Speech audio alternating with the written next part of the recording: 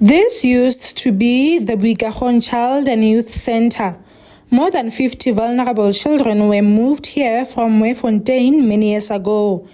This social worker, who wishes to remain anonymous, says their stay was short-lived.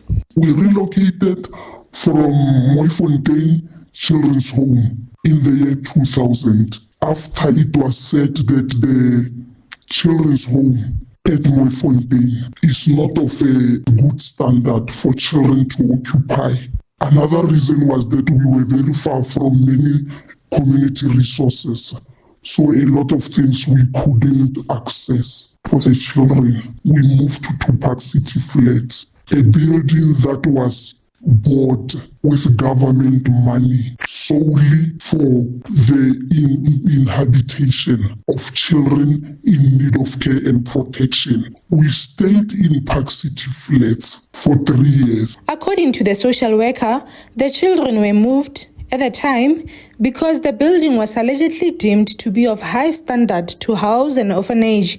When they started visiting, I started hearing the grapevine that building is too beautiful. Children cannot reside in that building. And you know, when there's smoke, there's fire. The smoke started until one day, one director said straight to me that you are not supposed to stay there. Children are not supposed to stay there. She said, no, we lack accommodation. Why would children come and be put here when we lack accommodation? And then the issue started being serious. I started getting verbal abuses that I am protecting children that are not mine. Their home was then turned into accommodation for government officials. A house that was bought for them in the year around the year 2000, it is now occupied by top officials within a government, a Department of Social Development, and also there are allegations that there are top ANC officials here. They stay comfortably here with their families. You can see expensive cars here. These are the people with money. And there are allegations that they pay from 150 rand to 1,000. Meanwhile, this building, reportedly worth 53 million rand, was commissioned in 2011 to house the Mahikeng Child and Youth Center. But it was later found not fit to house an orphanage. Although the children who moved from Mahikeng many years ago are now adults, many like them no longer have a safe space and are fending for themselves in the streets.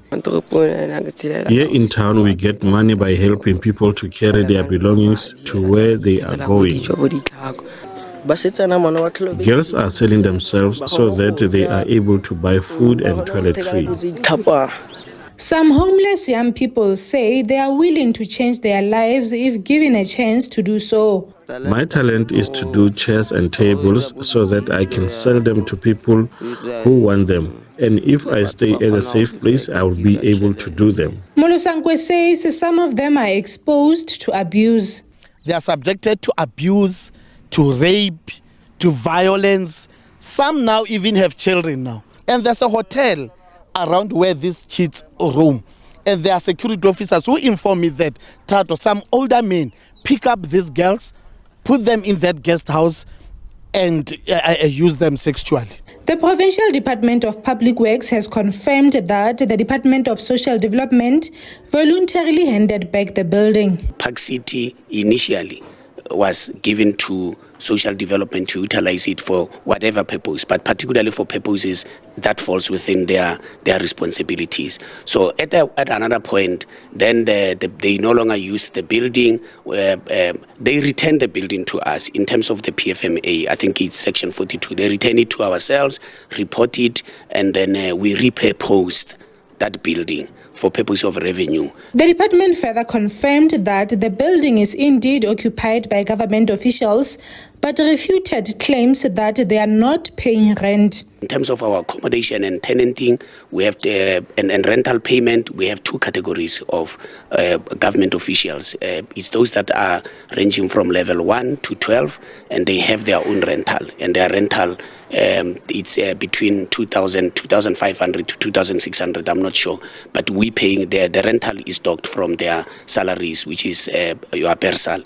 And anyone from level 12, level 13 to level 16, who is also a top government official, they pay from 4,000 and above. SABC News sent an inquiry to the Department of Social Development to ascertain its reasons for moving the vulnerable children from City Park and to know the whereabouts of those who were under the department's care.